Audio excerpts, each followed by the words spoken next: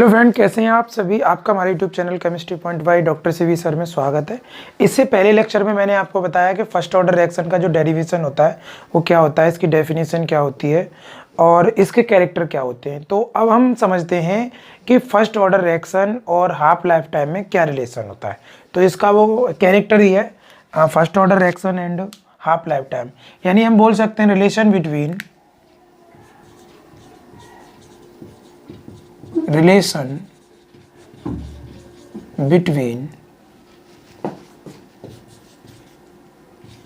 half life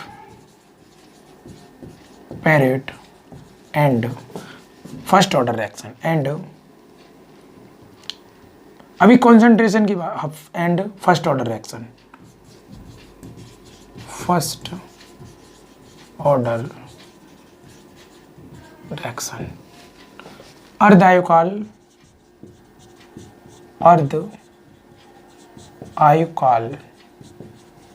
तथा प्रथम coat में संबंध। तो देखिएगा, सबसे पहले हम बात करते हैं कि हाफ लाइफ टाइम और रिएक्शन के जो इनिशियल कॉन्सेंट्रेशन होती है उसमें क्या रिलेशन होता है। ठीक है, तो first time late consider reaction, late consider reaction, माना कोई अभिक्रिया, माना कोई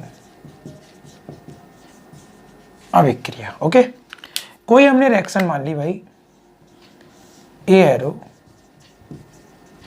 प्रोडक्ट। ठीक है, इसकी जो कॉन्सेंट्रेशन है इनिशियल कॉन्सेंट्रेशन,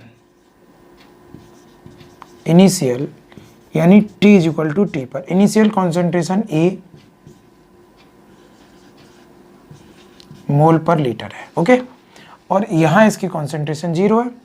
अगर मैं फाइनल T टाइम 0 पे है जी, अगर T टाइम T पे बात करूं तो ये फाइनल हो जाएगी, फाइनल तो क्या हो जाएगी A माइनस एक्स मोल पर लीटर। तो यहाँ कितना चेंजेज हुआ, x चेंजेज हुआ।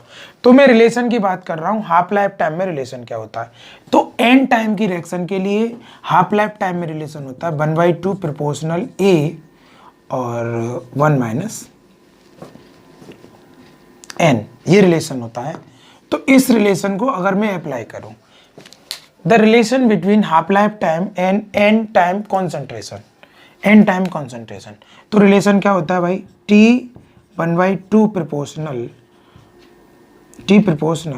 A 1 minus n। ओके, तो ये फर्स्ट ऑर्डर की रिएक्शन है। फर्स्ट ऑर्डर रिएक्शन के लिए L की वैल्यू कितनी होती है 1, n की वैल्यू 1 होगी। तो T 1/2 प्रोपोर्शनल A की पावर 1 माइनस 1, तो यानी T 1/2 प्रोपोर्शनल 1। तो इसका मतलब ये है कि फर्स्ट ऑर्डर की रिएक्शन, यानी फर्स्ट ऑर्डर की रिएक्शन उसकी इनिशियल वैल्यू पर डिपेंड नहीं होती, यानी first order reaction half life time not depend initial concentration, this is not depend,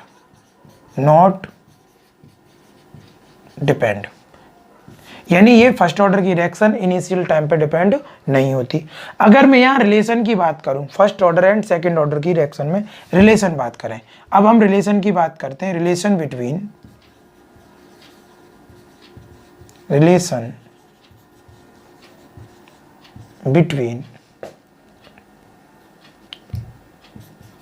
half life time HLT, half life time and first order reaction, first order reaction. Okay, तो इसके relation की बात करते हैं। तो भाई एक बात सुनिए, फर्स्ट ऑर्डर की रिएक्शन के लिए हमारा रेट कांस्टेंट इक्वेशन क्या थी, 2.303 अपॉन T और log 10 A upon A minus x. Okay, A minus x. Okay, ये बात हमें, तो फर्स्ट ऑर्डर रिएक्शन की स्टार्टिंग की कॉन्सेंट्रेशन उस पर डिपेंड नहीं करती।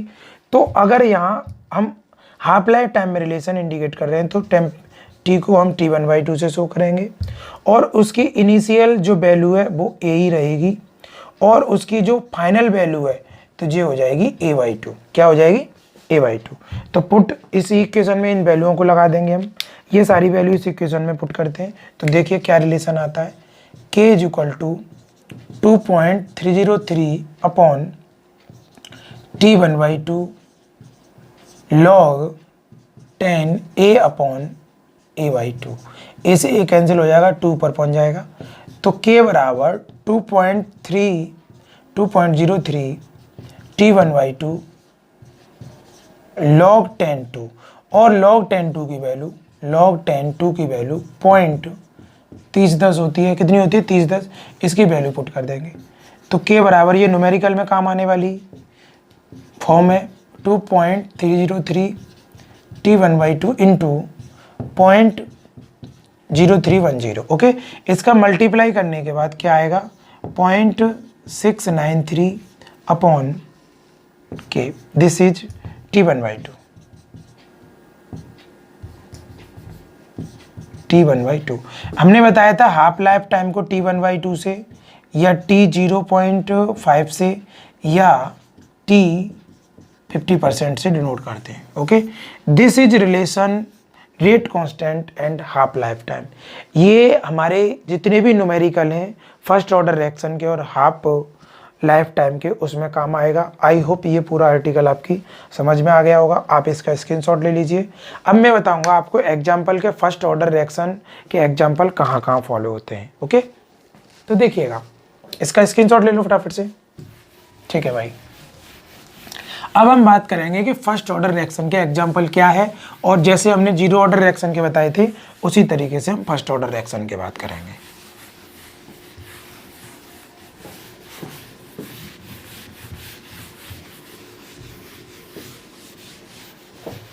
तो देखिएगा, example of first order reaction,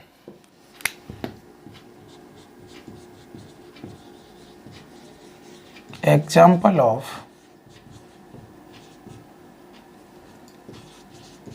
first order reaction, प्रथम कोट की अभिक्रिया के उदाहरण। प्रथम कोट की अभिक्रिया के उदाहरण। ओके, फर्स्ट ऑर्डर रिएक्शन के उदाहरण देखिएगा। मैं पहले रिएक्शन लिख देता हूं, फिर उसे हम रेट ऑफ कांस्टेंट में लिखेंगे, सारी चीजें बारी बारी से बताएंगे। 2H2O2, अगर इसका डिकम्पोजिशन करा दें तो 2H2O, this is first order reaction. कुछ ही रिएक्शन है हमारे जहाँ, चाहे आप कोई सी बुक उठा लेना उसमें यही मिलेंगे। NO2, अगर इसको हीट कर दें तो N2 प्लस H2O, इसका ऑर्डर फर्स्ट होता है। और रिएक्शन की बात करें हम, CH3COO C2H5 का हाइड्रोलाइसिस करा दें in presence of acid medium, तो क्या बनता है भाई CH3COOH प्लस C2H5OH। अगर तुम्हें ये बहुत ज़्यादा वे में समझनी है तो ऑर्गेनिक केमिस्ट्री में जाइए, एल्डिहाइड एंड एस्टर में, तो वहाँ पे आपको ये प्लेलिस्ट में जाके मेरे चैनल पे चेक कर सकते हो, बहुत सारी रिएक्शंस दी हुई हैं। अगर हम और रिएक्शन की बात करें, हम बात करें N2O5 की। अगर N2O5 को जब हम हीट कर दें तो क्या मिलता है भाई, हमें NO2 प्लस O2 मिलता है। अगर इसी तरीके से और भी बात करें हम, अगर रिएक्शन की बात करें, अगर हमारे पास C12H22O11 प्लस इसका हाइड्रोलाइसिस करा रहे हैं in presence of acid medium, तो क्या मिलेगा भाई, ग्लूकोज और फैक्टोज C6H12O6। हाँ बच्चों, यही मिलेगा ना, ग्लूकोज और फैक्टोज। तो देखिएगा, ग्लूकोज और फैक्टोज में डिफरेंस ये होता है, एक में एल्डिहाइड ग्रुप होता है और एक में कीटोन। तो जिसमें एल्डिहाइड होता है उसे ग्लूकोज बोलते हैं, ये क्या है, ग्लूकोज है, ग्लूकोज। और जिसमें कीटोन ग्रुप होता है वो होता है फ्रैक्टोज, फ्रैक्टोज। ओके, फॉर्मूले दोनों के समान होते हैं। अगर और एग्जाम्पल की बात करें तो SO2Cl2 को अगर हीट कर दें तो सल्फर डाइऑक्साइड एंड क्लोरीन मिलती है। अगर एक और बात करें तो NaOH प्लस हेलोजन, इनकी रिएक्शन कराएं तो क्या मिलता है। ये रिएक्शन बहुत बार पूछी गई है, this is water molecules reaction होती है। फिलहाल मैं यहाँ बना देता हूँ। अगर इनऑर्गेनिक कन्वर्जन देखने तो प्ले लिस्ट में जाके इनऑर्गेनिक केमिस्ट्री के कन्वर्जन देखिए, वहाँ ये समझ में आएगा। NaX plus NaOX plus water, ये चीज़ बन के यहाँ तैयार हो जाती है बैलेंस करने के लिए। अब ये टोटल जो एग्जाम्पल दिए हैं मैंने, ये all example is first order reaction, ये प्रथम कोट की अभिक्रिया के एग्जाम्पल है। मैं अब यहाँ एक सेपरेट बात कर दूँ तुमसे कि कहीं पर आपको H2O2 दिखता है तो इसका ऑर्डर 0 होता है, और कहीं पर आपको CH3COO C2H5 दिखता है तो इसका ऑर्डर 1 होगा। ये एक्सपेरिमेंट वैल्यू है, हम इसे देखकर नहीं बता सकते, ये पहले भी हम डिस्कस कर चुके हैं ऑर्डर एंड मॉलिक्यूलरिटी में। अगर कहीं पे आपको NH4NO2 दिख जाए तो ऑर्डर कितना होगा, 1 होगा, और कहीं पर आपको N2O5 दिख जाए तो ऑर्डर कितना होगा, 1 होगा, और कहीं पे C12H22O11 दिख जाए तो ऑर्डर कितना होगा, 1 होगा, और कहीं पर आपको SO2Cl2 दिख जाए तो ऑर्डर 1 होगा, और कहीं पर आपको NaOH दिख जाए तो ऑर्डर कितना होगा, 1 होगा। ओके, तो इस तरीके से इन रिएक्शनों के हम ऑर्डर को डिफाइन करेंगे। अब इनको प्रैक्टिकली वैल्यू में लिखते कैसे, उस चीज़ पे हम विचार करते हैं। तो देखिएगा, अगर वो तुमसे ऑर्डर और मॉलिक्यूलरिटी पूछ रहा है, जैसे फर्स्ट रिएक्शन है, तो फर्स्ट रिएक्शन है, मैं इसे इरेज कर रहा हूँ, आप पहले स्क्रीनशॉट ले लीजिए इनके ऑर्डर, मैं बताऊंगा लिखते कैसे। अगर वो तुमसे कोई रिएक्शन देके आपसे पूछता है कि इसका रीजन बताइए, इसका 0 क्यों है और इसकी मॉलिक्यूलरिटी क्या है, वो पूछेगा the calculate the molecularity and order, वो अभिक्रिया की कोट और आणविकता पूछेगा आपसे, आप बता सकते हो। देखिए मैं बताता हूँ आपको कैसे बताएंगे आप इस चीज़ को। आपको पता है मॉलिक्यूलरिटी क्या होती है, बैलेंसिंग रिएक्शन में जो रिएक्टेंट भाग लेते हैं या टेक पार्ट करते हैं उसको हम मॉलिक्यूलरिटी बोलते हैं। अगर इस रिएक्शन की हम मॉलिक्यूलरिटी की बात करें तो 2 है, इसकी मॉलिक्यूलरिटी आणविकता कितनी है, 2, क्योंकि रिएक्टेंट कितने, 2। अगर according to rate law, according to rate law, वेग नियम से, तो क्या बनता है भाई, R प्रोपोर्शनल H2O2, क्योंकि ऑर्डर कितना 1 तो 1 आएगा, कितना आएगा, 1, ठीक है। तो भाई dx/dt is equal to K H2O2 1, और इसकी कंपेयर किससे करेंगे, dx/dt is equal to K A की पावर x से कंपेयर कर दो। तो भाई x बराबर कितना हो गया, 1, तो ये क्या है, ऑर्डर कितना हो गया, 1।